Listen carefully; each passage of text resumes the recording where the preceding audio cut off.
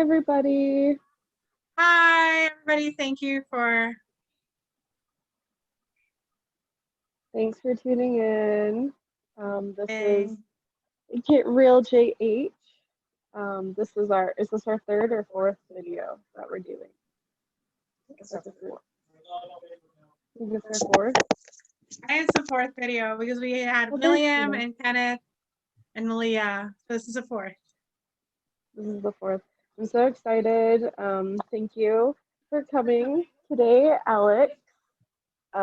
This time we wanted to showcase kind of her experience here in Jackson. So I will turn it over to Alex.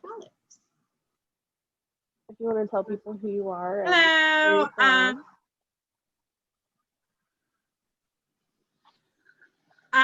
Thank you, Corey. So my name is Alex. Back home they call me Alexandra. I'm 33 years old. I work as a child care worker, but in the winter I've traditionally worked as a ski instructor for the past 5 seasons. And I was born in San Juan, Puerto Rico, and I was raised in Mayagüez. It's like 2 hours away from San Juan. It's in the western part of PR. And growing up, I watched a lot of Discovery Channel, so I watched a lot of TV shows on Yellowstone and mountains and grizzly bears, and the whole thing just seemed like so magical to me. And I used to see people skiing all the time, and I was just like, I have to like check that out. And long story short, I didn't see snow until I was 18 when I went to college at the University of Michigan. It was such a magic, it was the most beautiful thing. I thought it was so gorgeous to see snow. And so I've had the opportunity of spending time living in France as well. And that's when I fell in love with mountains, with the Alps, absolutely stunning. And for me, for the longest time, even when I was a little girl, Jackson Hole was this kind of like over the rainbow, very magical place with a very magical quality to it. So as soon as I was old enough and the opportunity presented itself, I moved here approximately like 7 years ago. Wow. That's a lot of experiences. That's super cool. I'd love to live in France. I don't know what I'd do though. Probably just eat bread all day. France is interesting. It's 2 euro, amazing wine, like entire aisles of cheese. It's just an incredible place. I'm also kind of a Francophile, a little bit obsessed with the French culture. So I don't know if I'm like I'm the most like impartial source of France. So that's cool. That is super cool. That sounds like my type of life. Yeah. So why don't you tell us a little bit about Puerto Rico? Because I think that's a place that a lot of people don't know much about. It's not something you hear much about other than, beautiful beaches and hurricanes. So what should we know? Yes, absolutely. So Puerto Rico is a U.S. territory. It was invaded in 1898 during the Spanish-American War. And part of the peace treaty between Spain and the United States meant the handing over of Puerto Rico and the Philippines. And the Philippines in the 50s was made independent, and then Puerto Rico was kept as a colony. And in 1917, we were turned into citizens because it was the World War I, so they needed to recruit soldiers. When Puerto Rico was invaded, they devalued. We had a Puerto Rican currency, and the Puerto Rican currency was devalued 40%. So a lot of people lost a lot of their wealth. And there was also a complete takeover of very sacred public lands, such as the big fort that was built by the Spaniards. A lot of streets were named after people that had nothing to do with PR, kind of like to take over a land and you decide that this is Corey Street. And there was also an effort. Yeah, yeah. There was also an effort to, so Puerto Rico is mostly Catholic, so there was an effort to change that. So they brought in a lot of missionaries from different Protestant churches in the United States, and they kind of assigned them areas and sections. They even of the Catholic Church. Thankfully, the Vatican was able to get that back, and it was very horrible for a lot of reasons. They also did a lot of experiments on Puerto Ricans. They brought a doctor from the Rockefeller Institute, Dr. Cornelius Rhodes, who performed experiments on Puerto Ricans, including the injection of cancer cells. He wrote a very notorious letter saying that, and I'm going to quote it here, "The Puerto Ricans are the dirtiest, laziest," and I'm quoting, "most degenerate and thievish race of men I'm so sorry. ever to My inhabit." screen is breaking up. I don't know why. Okay, can you hear me? Yeah, can you, it breaks up a little bit, but can you repeat that last part? I heard experimentation. Yeah, so there were a lot of experiments performed on Puerto Ricans. They also tried to impose their culture, so they imposed the English language in public schools.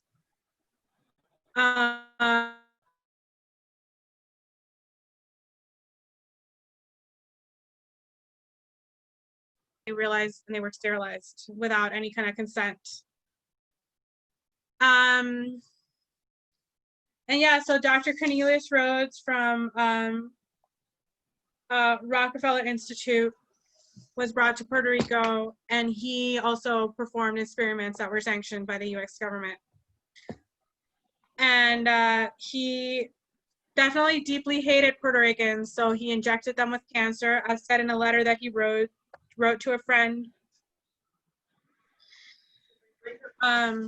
So yeah, it was a very interesting time, the first half of the 20th century for Puerto Rico. Wow. In 1950s, we were allowed to elect a governor. That reminds me a lot of experiments that were,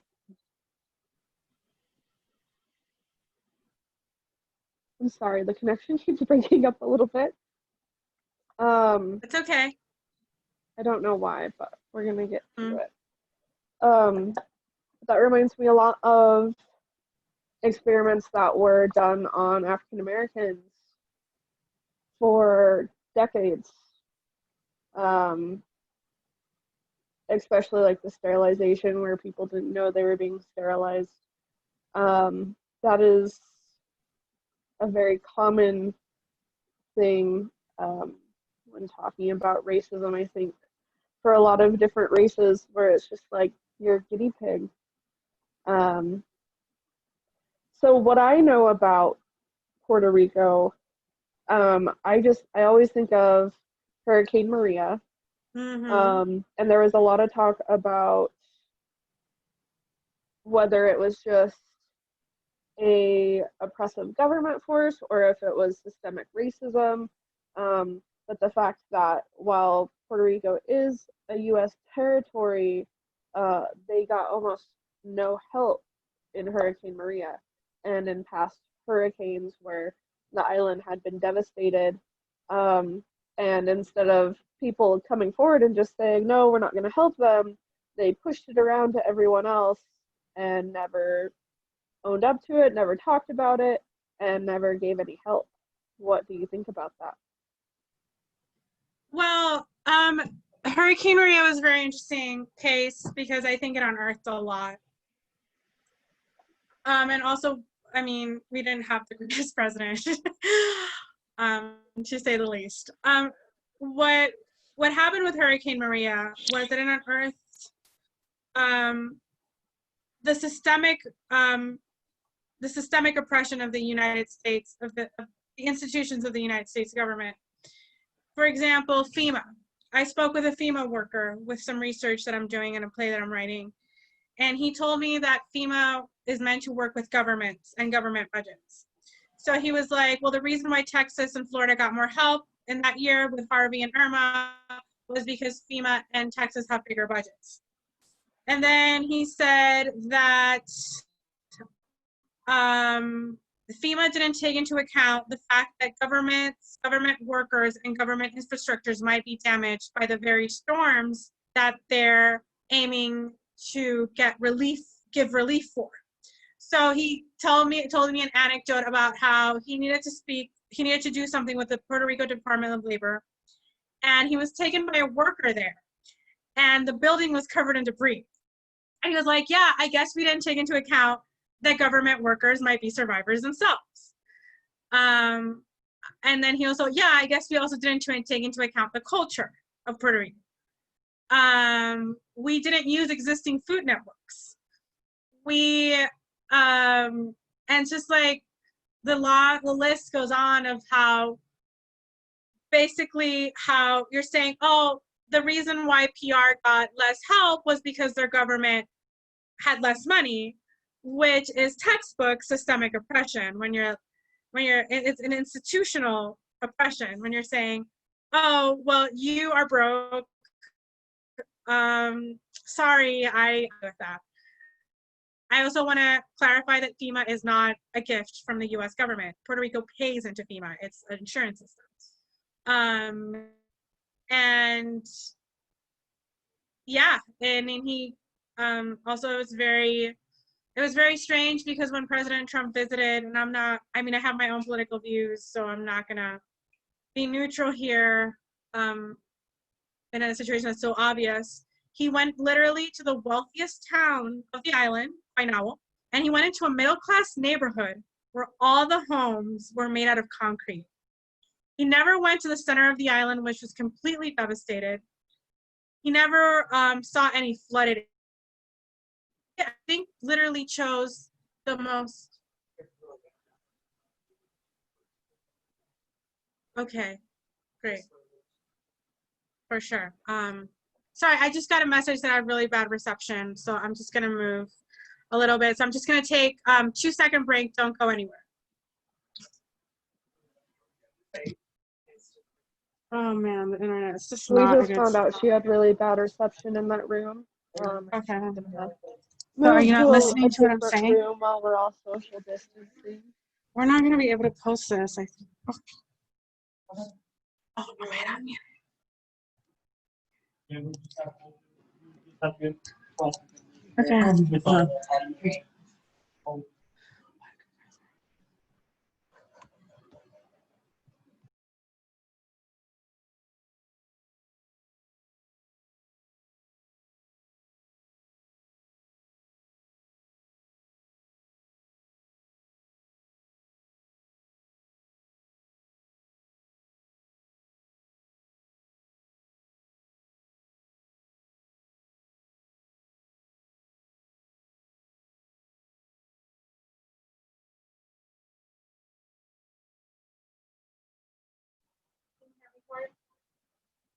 Not on the thing. I can hear you in the room, but not on the Oh, okay. Can you hear me now? Yeah, there we go. Okay, I was on mute. Anyway, as I was saying, it was textbook systemic oppression. And then when President Donald Trump came to visit, he literally visited the wealthiest part of the island. It was pretty comical. It's like as if there were some massive disaster in Jackson Hole and he goes to John Doe. That's literally what it was. So I have a lot to say about this. I don't want it to take off the whole night. Well, that's kind of a good intro to kind of where they are as a territory and how that relates to kind of what we're going to get into.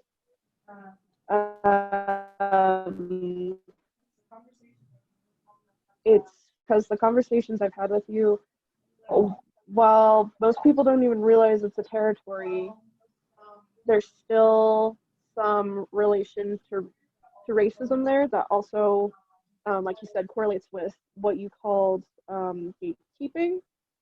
Like they're not from here, and so there must be an issue that we can bring up about it, where someone can hold that against you when it is a territory. Yeah.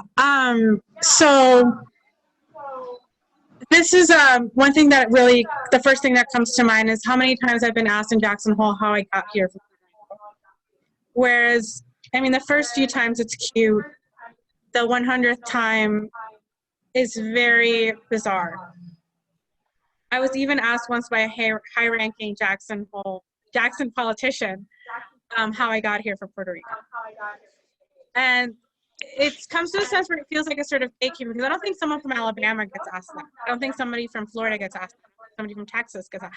I don't even think somebody from Canada gets asked. Even somebody from Hawaii, gets asked that.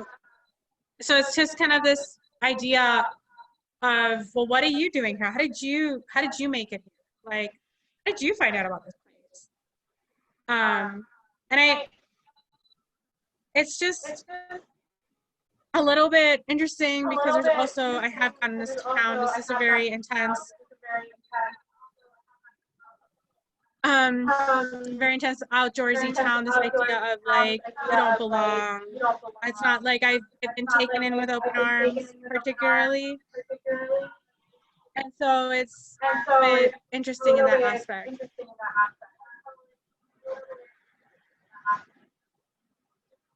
It definitely is. I think I have definitely experienced that, and I think every other speaker that we've had that same thing too. You're different. Why are you here? And it's not in a friendly way, like tell me about your story. It's like you're making me uncomfortable, so I need you to reassure me. I feel people feel like they deserve to know what you're doing in their area. Did you want to get into your experience with racism in Jackson? I know you've experienced some in the workplace. I know you've experienced some in social groups. Want to share any of those?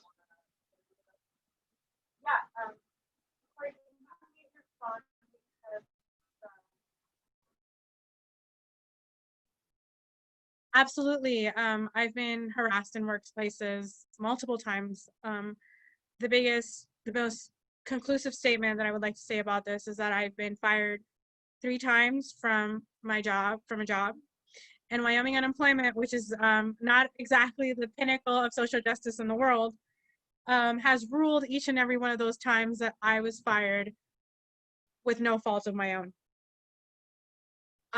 Each and every time I've had somebody violently harass me. I worked at a very high-end property in town where one of the women that worked with me, was constantly harassing me and putting me down and acting like she was my boss, even though she wasn't. She was my equal. And this person was white. I also worked at an art gallery where even though I worked really hard cleaning everything, I was told that I was not pulling my own weight just because, and my sales were matching that particular person. So it ended up being that she called me a fat expletive midget in one moment where I was doing I got a sale that she didn't get. And it was always a very distressing, like speaking about it now is very peaceful, but at the moment it was always very distressing. At another job, I was mysteriously fired after I spoke up about the treatment of women, the Spanish-speaking women in that workplace. And I said that we needed to kind of be more inclusive of their culture. And long story short, like not even a week later, I was completely fired for something that everybody else did that was not even written on the handbook. I've sat down at bars and I've been asked if I clean houses. I've said, oh, like, where are you from? I was like, oh, I'm from Puerto Rico. I was like, oh, do you clean houses? And this was a very young person, so it's not like they were this kind of old, person that comes from another time. No, this was this person was probably younger than me. I remember this one time, this is another one that got to me. I sat at a table meeting some people that were friends of my roommates. And I said where I was from, and they were like, oh, that government is so corrupt. And I was like, nice to meet you too. You know, it was very kind of like, oh, I didn't know that. Like, let's talk about, let's talk about your problems, the problems of where you're from. And so on and so forth. There's always kind of like this underlying current that you don't belong. I've worked at wonderful places though, where I have felt like I belonged, which is actually a little bit heartbreaking because when you see the contrast, it comes out more. When you realize it's not exactly you, it's something else. That is when it becomes particularly heartbreaking. I completely and totally agree. I've been through that a million times. Luckily, I haven't been fired, but I've had a lot of the same situations of um, receiving bad feedback or getting in trouble for just being honest about who I am or where I'm from, or you don't fit in, and so it makes it look like you don't work as hard, or people feel like you need to work harder to make as much money as they're making. And we did talk a little bit earlier today about instances where we had both experienced sometimes white coworkers that were at the same working status as us acting not just like our bosses, but like the elite customers, like they weren't of the working class when they spoke to you, when they talked to you, when they worked side by side, letting you know constantly that you are beneath them, which is interesting because they need that job just as bad as you do. Yeah, and I think this is why it's so important to have these talks so we realize that it's not just us. For the longest time, I felt like, oh my goodness, what's wrong with me? Am I really this way? Am I really? And we realize that it's not just us. I've had in multiple workplaces with people that have had way less experience, way less education, way less qualifications than me, be above me, and treat me like I'm lesser than them, especially when they find out, and it's always after they find out my ethnicity. It's never before. And especially in college, I do remember in college having very, very clear experiences on seeing the contrast of as they start to meet you and then you tell them where you're from and how that changes, it's very interesting. It is. We talked a little bit earlier. I want to bring this up right with this topic of harassment in the workplace area. You've also experienced what we call like a white savior. Do you want to kind of explain what that means to you and how it's affected you? Yeah. White savior complex is very interesting because I kind of always suspected that it existed, but I found out somebody gave it a name, and I keep going through these experiences in my life where something gets a name and it's completely and it's like, oh my god, that's what that was. It's a beautiful moment when things are given a name. And I think Malia, in the first talk, she talked about how she keeps going through these experiences, but she can't really explain what's going on. But for example, I went to an English immersion school when I was little, which made these schools very popular with mainland Anglo-Saxon families. And we got a lot of those families were missionaries, children of missionaries. And they always had a superior attitude, always, always, always, always. I remember once I talked to this kid and he was like, yeah, my parents are always complaining that everyone here just acts like drives crazy and everything's always dirty and everything's always this and everything's always that. I remember once talking to this other woman. It's like, oh, how do you like living here? And she's like, the police here are very corrupt, which I've never experienced. I mean, I guess like with drug trafficking, whatever, I don't know what exactly she was talking about, but I'm so like, it's always like a criticism. It's never like what's good about the place, and then you kind of feel embarrassed. There's also this idea of what is white and Anglo-Saxon is superior. For example, there's this trend in PR where anytime you're going to start a business, you're going to give it an English name because that makes it look more trustworthy. If you get a franchise, it's going to be significantly more successful than just starting on your own. And I know that's seen throughout the country because of brand we can talk about brand recognition all you want, but I just think it's very bizarre that I see how everyone's always all excited that, oh my God, this franchise, like a franchise that they didn't even know existed, opened. It's like, oh, this franchise opened, and like we need to go eat there, and it becomes like this event. I remember when Chili's opened in my hometown. It was like, my goodness, you could have sworn it was Target, which by the way is opening in Jackson. It's very exciting. And Chili's is a terrible restaurant, but that's just my opinion. It's like, I don't want to insult anybody. There's also this idea of people will go to American supermarkets. So people will go to Walmart. People will go to now defunct Kmart, Sam's Club, Costco, which is still great, more than they'll go to local supermarkets because it feels more trustworthy. So it creates this culture of billions of dollars that are spent by Puerto Ricans just leave the island completely, and we never see that money again. So it's really hard. And so, yeah, what local business owners do is that they just give their businesses English names. Very interesting. Another thing is that I've met in Jackson this woman who works pretty closely with the Latinx community here. And I once was meeting with her about something, and she literally asked me what my qualifications were for the job that I was doing. Started correcting me if I said Latino instead of Latinx because Latino rolled out of my tongue. Started saying that I said things, but she started acting in an extremely hostile tone towards me. And this is a white woman that works with the Latinx community.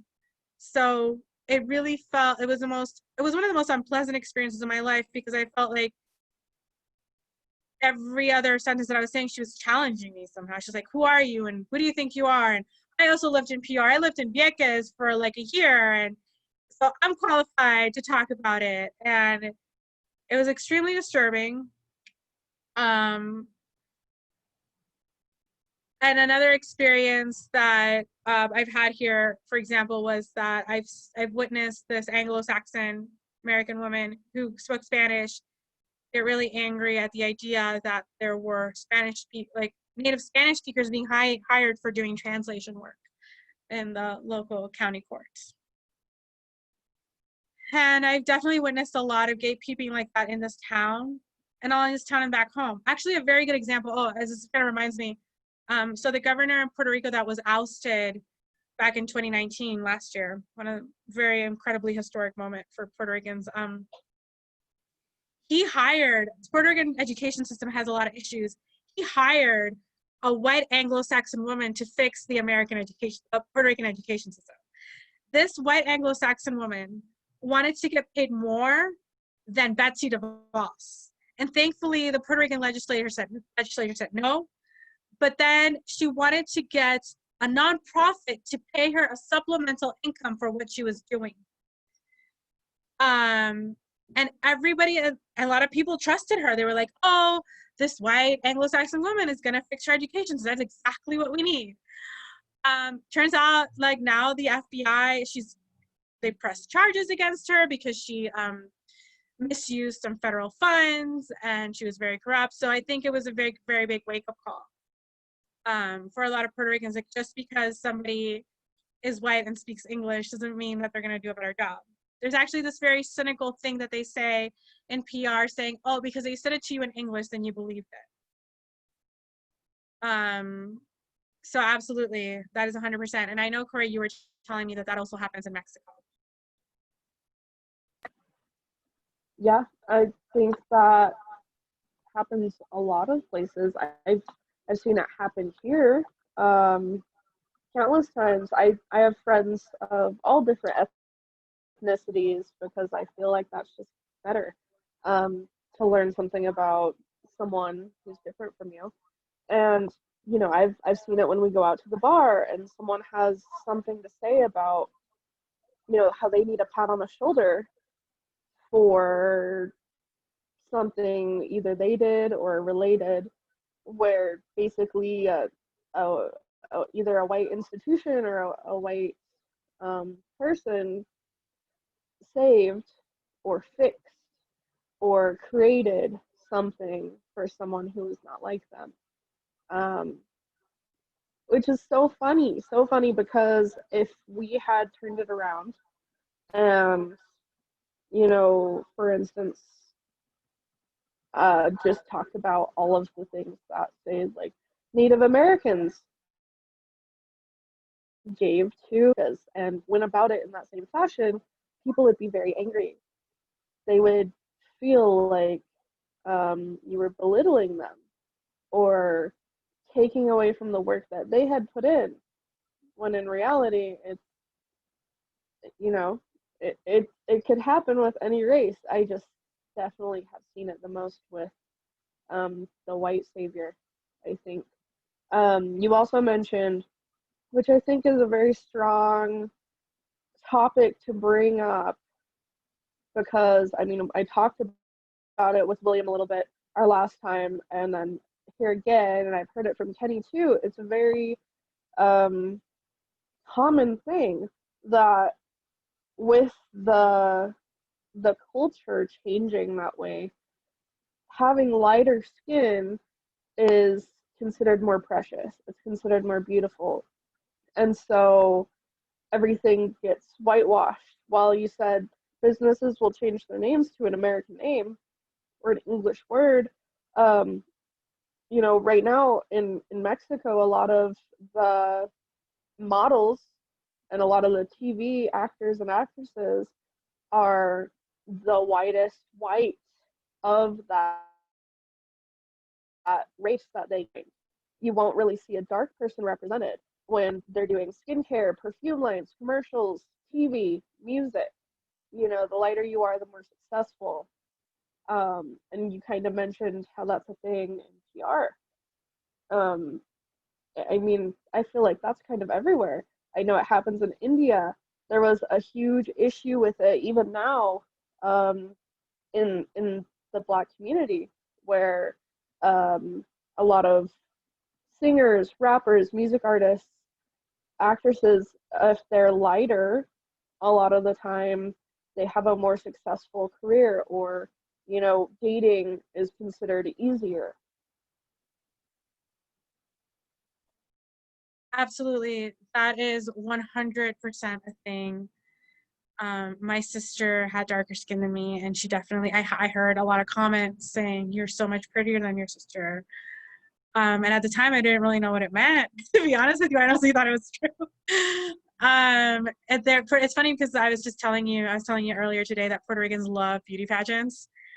And a lot of the beauty pageant winners, like Dayanara Torres, Denise Quiñones, Marisol Malaretz, Deborah Cartidiu, who have won the actual Miss Universe, because there's Miss Puerto Rico and then there's Miss Universe, have all been lily white, like white women. Maybe they had dark hair, and even the ones that got pretty far up in the pageant had very, very Western looks. When it's like, when you go to PR, and I know PR has like a reputation in the Caribbean and in Latin America for being whiter than the rest of the Caribbean. And that is true. We are a little bit whiter. We're definitely whiter than the Virgin Islands. And we're a little bit whiter than Dominican Republic, and obviously whiter than Haiti. Cuba is a little bit more similar to the American South, where it's quite segregated. That's not a coincidence. That's because there were Confederates that moved to Cuba. But what's interesting is that there are Black people in PR. Most Puerto Ricans are some kind of shade of brown. So that actually reminds me of a story of my father. My father is pretty dark skin, much darker skin than I do. And when he was a young boy, and it was in the 50s, so things were different then, and it was kind of the height of the American colonization, because colonization is not just about territory, it's about minds, right? So my aunt was Miss Cherry Blossom, and she was going to represent Puerto Rico in Washington, D.C. It's kind of insane to me. And it's really scary how common it is. It's happening in countries all over the world. And I think for the first time in the last few years, we're kind of seeing that movement, especially for women, of accepting who you are and your skin tone and your body shape for, for who you are. But that's kind of the first time anything has been brought up about the fact, like, you don't need to bleach your skin. You don't need to perm your hair. All of these things. I mean, a lot of it wasn't even like straightening your teeth or keeping your eyebrows done. It was like the extremes. Blue contacts and just whatever you could do to kind of whiten yourself. It's just very interesting to see how it took till this time frame for that to become acceptable, and even now in a lot of other countries it's still not quite there yet. So hopefully we'll keep pushing forward with that. But I did want to kind of get to our last topic here and just hear from you overall, like your experience in Jackson. What is it like for you on a daily basis when you live here? Do you feel comfortable? Do you feel different? Is what you put up with worth the kind of outcast feeling?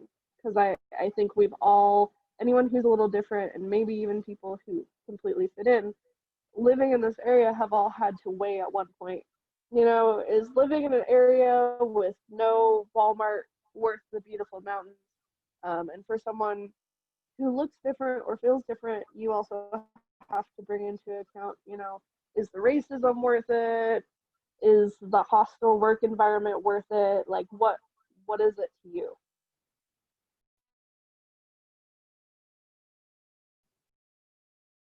That's a very good question, because this is when I really have to sit down and acknowledge my white passing privilege and acknowledge the privilege that my parents were able to afford a private school for me where I was immersed into English so I can get away with the accent.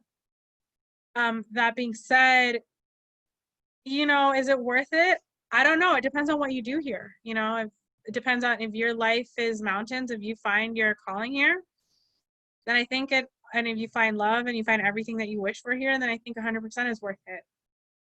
I think every person of color goes through this when they feel this kind of balance between resisting because they know that's what's better for our descendants, and trying to live a good life.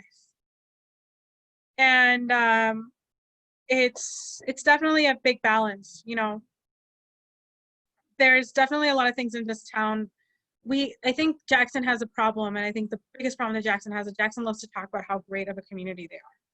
They don't ever talk about how Jackson has unacceptably high suicide rates. They don't ever talk about how Jackson Hole has the highest, well, I mean, this is talked about, has one of the highest, if not the highest, wage gap, income gap in the United States.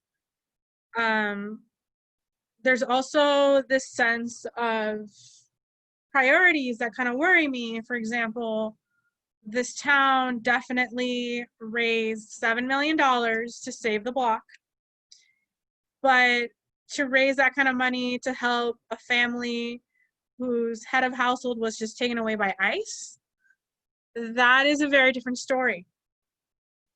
Or even raise a fraction of that, or like a 100th of that, is a very different story. The Save the Block thing, I'm not gonna lie, it was kind of surprising to me, because that's so much money and so much effort was put into saving the block. And I do understand the historical context of the community and what that means to the community, but at the same time, I was like, wow, I have never seen that amount of fundraising effort done for anything ever in this town, other than something that makes it look like that, makes it look like they wanted to. I think that this topic was also brought up in the issue of billionaire cowboys. I think there's also, I think this community very, very much more so than other communities. I've been to New Mexico and I've been to Florida. The Latinx community in this town is extremely marginalized. See very few Latinx-owned businesses. You see an unacceptably low level of Latinx people in community events. You see an unacceptably low level of Spanish resources for Latinx people. And I think like you can always name off the things that are being done, but if you go to a place like say LA or even New Mexico, you're gonna be like, oh, right? So, and speaking of, regardless of how people feel about immigration, this is the kind of town that really can't survive without its immigrants. So more than anywhere else, we really should be grateful and thankful and celebrate people that are not from here, are not Anglo-Saxon, and also not taking into account, for example, the Puerto Ricans that live here who are American citizens. One of the examples that I like to give is that there was years ago, there was the recruitment of workers from Puerto Rico to work at a hotel here, and Planet Jackson Hole released an article where the leader of that organization basically said, and I quote, "They come here in droves because their economy's in the toilet and because they're technically American citizens," and I'm paraphrasing, but this is pretty much what she said, and I'm trying here to retrieve the article. And because this is basically what she said,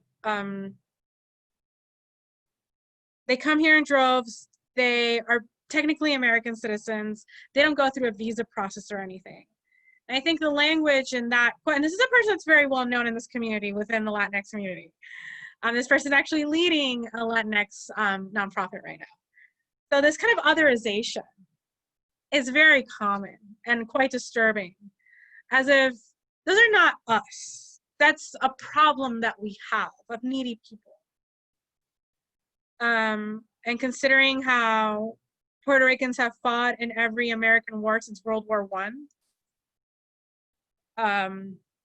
that's a little bit of a slap in the face. I'm not gonna lie. That's very much a slap in the face. I can't tell you how many times I've been asked if I'm an immigrant.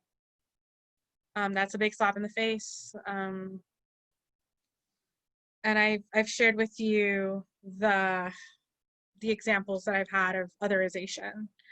An example I didn't tell you is that a very well-known organization that I worked for literally asked that the person who was my supervisor at the time literally thought that I was carrying a gun because she overheard me use the word packing on the phone.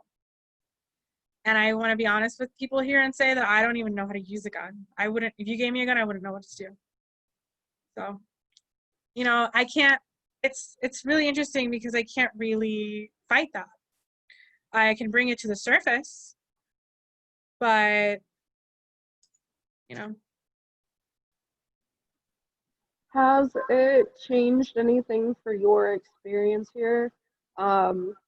Working with a group like this, knowing that there's a lot of other people out there in this area that go through a lot of the same things? You know, frankly, it's very encouraging. It's kind of like a relief. It's like, oh my goodness, like, yay, somebody that knows what I'm going through. And there have been people that have gone through these very same experiences for other reasons, maybe just by virtue of being female, maybe because they're not of a certain socioeconomic level. And so that's when we go into intersectionality. I've had friends that have had very similar experiences and they're white, but they don't fit a certain type, right? So what it brings up is two things. What it brings up is that I think as a community we need to be more honest with each other and stop expecting praise every time, you know. And for a community leader, stop expecting praise every time somebody brings up this community, because this community gets enough praise. Obviously, we live in a gorgeous place. Yes, the people here are generous, but there are things that need to be talked about that are not going to be pleasant. They're not going to sound nice. That are not going to sound, they're not going to be puppies, rainbows, and powder. And so it's important that we talk about it. It's important that we are upfront and we speak truth to power. And that we help each other out. That if you see another person of color, you know, have solidarity, you know, definitely, you know, help that person out, be there for them, and try to, you know, be a support, because we need to stick together. This is a very difficult place to live in. It's not easy to live here, but it's every community on the planet has always succeeded by sticking together. The Chinese did it when they first arrived to the United States to work on railroads and mines. The Latinx people have done it and still do it to this day. African Americans do it. Every immigrant group that I know of does it. And I think it's very important that in Jackson we also do it. It's okay for people to stick together. It's okay for people to help each other out. It's okay to reach out. And it's okay to, what I asked of the people that are white in this community and Anglo-Saxon is to please be more open. You know, just because somebody doesn't ski super hard or hike all the time, or invite them out to a drink. That person probably feels very lonely. This is a very tough community for somebody who doesn't fit a certain profile. So that would be kind of what I would suggest. That's perfect. That's a beautiful way to put it. I think that's a beautiful way to end our conversation here. I agree with you. The only way things are ever going to change is if we move past that sense of otherness and start thinking in the sense of what do we have in common instead of all the things that might separate you. Because you're right, we can't really claim this as being the perfect neighborhood and the perfect community, not perfect for everyone. So it's time for Jackson to get real. See what I did there? Okay. Well, I think that's everything tonight. Is there anything you wanted to say in closing? Yeah, I just wanted to say that today is a very special day for baseball fans because it's the day where we are honoring probably one of the greatest Puerto Ricans that ever lived, Roberto Clemente. So all the Pittsburgh Pirates are wearing the number 21, and all the baseball players of Puerto Rican descent can wear the number 21. And he's just incredible, and it was an incredible man. He fought a lot against discrimination in the United States. And he grew up super poor in PR, and he practiced baseball growing up with, I think, like a little coffee bag and like a stick. And it's just the most incredible story of and he ended up becoming one of the greatest best baseball players the world has ever seen. So I just wanted to give that shout out and say yay, and kind of wanted to throw that out there. And is it possible to ask some questions, you guys? Thanks. Somebody wants to ask questions. Corey, I think I heard. Yes. Oh. Yes, is it possible to ask a few questions? Yeah. Awesome. I was just curious, you mentioned something about the Dr. Cornelius Rhodes and how he performed research and experiments on Puerto Ricans, and he injected cancer cells. Do you know if anybody has done any follow-up research on how that has affected the long-term health of Puerto Ricans? You know, I wouldn't know. I don't think, I think somebody might have. That's a very good question, but that actually brings up a very important topic, that this information has in a very calculated manner been suppressed. I wasn't taught about this. I learned about the Holocaust. I learned about Dr. Joseph Mengele. I did not learn about this in school. So there's definitely been like a culture of fear and a culture of silence in this particular topic in PR. There's this element, I don't think the Rockefeller Institute has ever formally apologized.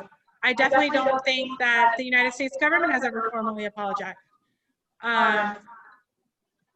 That it really created this idea of like now sterilizations in PR, like if you're gonna get your tubes tied, they literally call it operación, the operation, because that's what it was called. Like when the women were told, oh yeah, like you're gonna get an operation, it's okay, it's for your health, they're being sterilized. So I don't know. I mean, a lot of strange things have happened. Like, I remember there was like a Navy training facility in Vieques, and there was this huge protest to get it removed, and it finally did leave. But that studies that show that there were higher cancer rates in that particular place. There is a Monsanto plant in PR, and I've heard, I can't cite this with scientific knowledge, that cancer rates are higher near that Monsanto plant. So you hear a lot of things, but you don't have the data. I've also seen a lot of very strange things. Like, I've seen some areas where you see a lot of children born with disabilities, like a really high number. That would be such an awesome thing to explore, because Yeah. I mean, an apology is one thing, but you know, retribution would be even better. Yeah. I mean, it's just extremely appalling. But I also have another question for you. I'm not sure if you mentioned it earlier, but our reception was so bad that I'm not sure if you did mention it, if people actually got it. But I kind of feel like it's important. How many languages do you speak, and what degrees do you have? Because you've been, people have tried to ask you if you're a housekeeper, which doesn't like necessarily put that in an educational category, but it also, you know, I think that these two particular questions are important to show who you are as a person. I think being a housekeeper is fine. I think it's the typecasting that's very problematic, as it happens to everybody. I speak English, Spanish, and French. I love French. It's actually part of my ancestry. I have French ancestors, and I'm learning Tibetan. It's really cool. I always love Tibetan. I'm so excited to learn Tibetan, and I know you have prayer flags at your place, Tina. And I always get excited. I was like, oh, I know what that says. And I did major in econ and French when I was in college. So that was pretty exciting. And I'm really, really happy to have been able to do that. And yeah, so thank you. Well, thank you. I appreciate that. Yes. Thank you for sharing. It's wonderful to learn a little bit more about our country, because basically Puerto Rico is a part of our country. So thank you. I really appreciate it. Did anyone else have any questions?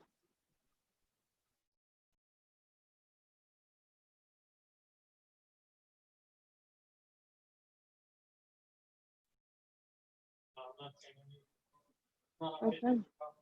I don't think I'm seeing any other questions, so I think we're going to, I'm sorry, I'm trying not to sneeze. I think we're going to say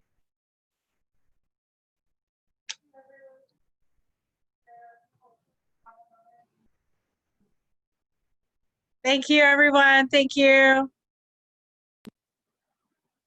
good night. Good night. Thank you, Alex. Thank you, Tina. Thank you, Leslie, for coming. Thank you so much.